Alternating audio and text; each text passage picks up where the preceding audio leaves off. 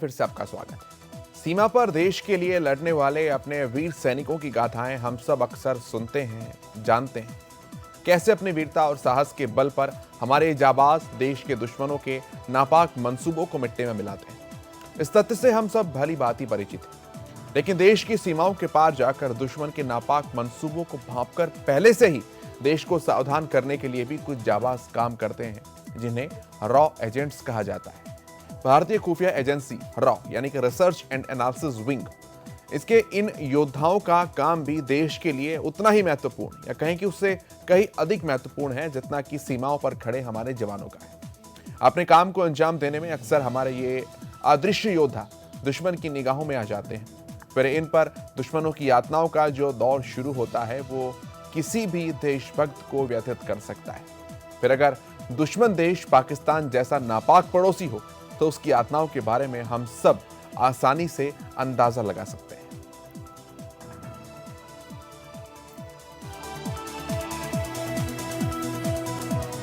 ऐसी ही एक कहानी है लखनऊ में रह रहे रॉ एजेंट मनोज रंजन दीक्षित की, जिन्होंने पाकिस्तान में रहते हुए देश को तमाम खुफिया सूचनाएं भेजी। फिर एक दिन वो पाकिस्तानी खुफिया एजेंसी आईएसआई और वहां की कायर मिलिट्री इंटेलिजेंस के निशाने पर आ गए। मनोज ने अपने जीवन के करीब 14 साल पाकिस्तान की तमाम जेलों में यातनाओं को झेला। फिर 2005 में उन्हें वहां की सुप्रीम कोर्ट के द्वारा निर्दोष साबित कर रिहा कर दिया गया। बाघा के रास्ते रिहा होकर भारत पहुंचे मनोज को हमारी खुफिया एजेंसी ने लावारिस छोड़ दिया। तब से आज तक ये भारत माता का असली लाल दर दर की ठोकरें खा रहा है।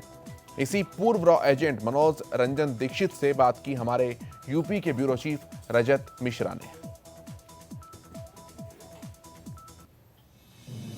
की सीमा पर खड़े सिपाहियों के शौर्य और वीरता की कहानियां तो आपने न जाने कितनी सुनी होंगी, लेकिन सीमा के पार जाकर देश की सेवा करने वाले बहुत ऐसे चंद वीर होते हैं जो पर्दे पर बहुत कम सामने आ पाते हैं।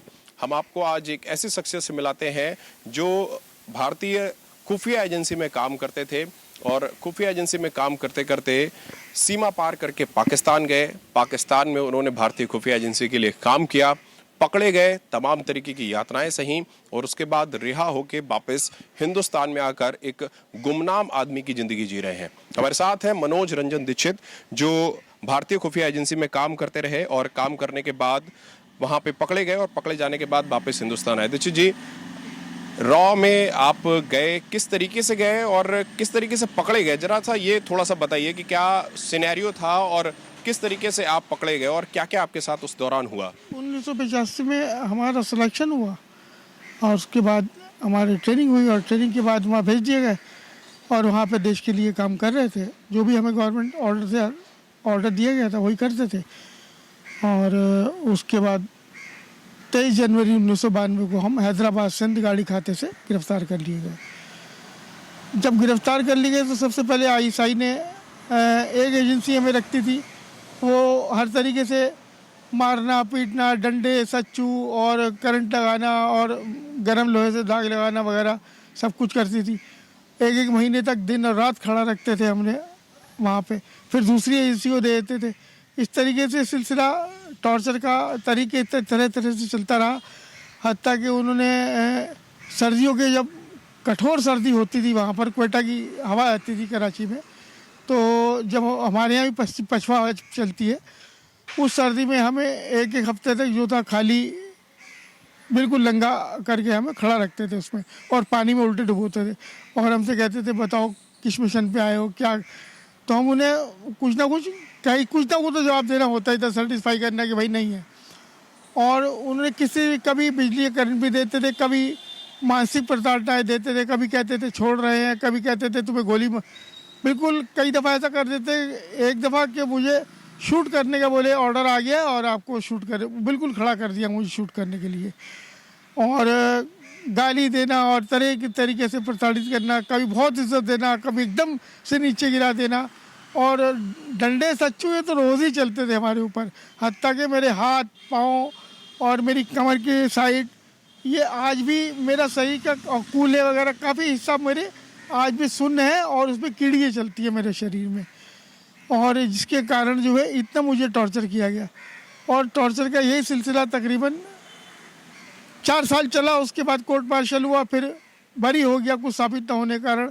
लेकिन फिर आईएसआई ने मेरे पीछे दूसरे तरीके से अपने एजेंट लगा के वो सिविल जेल भेज दिया बॉर्डर क्रॉस में के केस लगाकर, और सिविल वेश पे मिलिट्री वाले जासूस बना के मेरे साथ लगा दिए गए। और तकरीबन फिर ये 10 साल तक और चलता रहा, करते करते 14 साल की कैद खत्म हो गई और मुझे सुप्रीम कोर्ट के ऑर्डर से भारत सरकार के वाघा ऑर्डर पर हवाले कर दिया गया।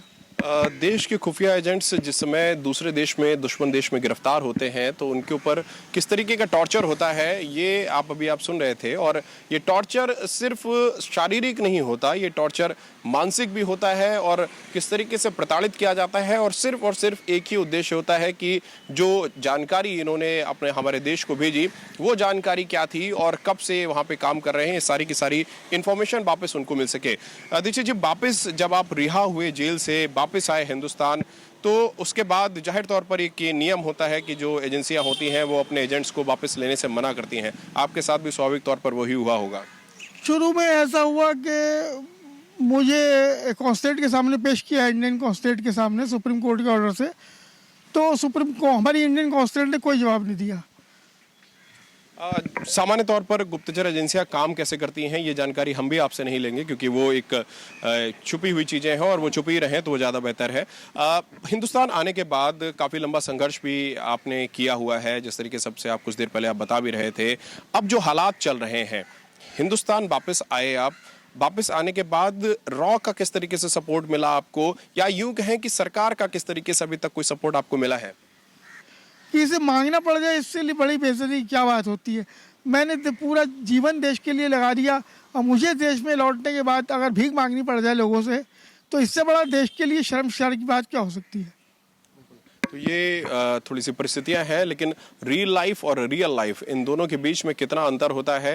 मनोज दीक्षित आज भी जब फोन उठाते हैं तो हेलो की जगह वंदे मातरम बोलते हैं, और ये बात साबित करती है कि देश प्रेम की जो भावना इनके अंदर 1983-84 में थी, जिस समय ये रॉ में गए थे, उसके बाद से आज 2020 तक उसमें कहीं कोई कमी नहीं आई है। सिस्टम से थोड़ी सी नाराजगी जरूर है, लेकिन देश की जहां पर बात आती है वहां पर आज भी मनोज दीक्षित तैयार है। और ये आज भी कहते हैं कि अगर देश की बात आएगी तो ये फिर से उसी दौर में जाने के लिए तैयार है। लेकिन सिस्टम से नाराजगी जरूर है और सरकार से इस बात की गुजारिश भी रहेगी कि मनोज दीक्षित जैसे लोगों की मदद हो सके, ताकि देश प्रेम और देश सेवा की जो भावना इनके अंदर बनी हुई है, इससे और लोग भी प्रेरणा ले सके और वो भी देश के लिए अपनी जान निछावर कर सके।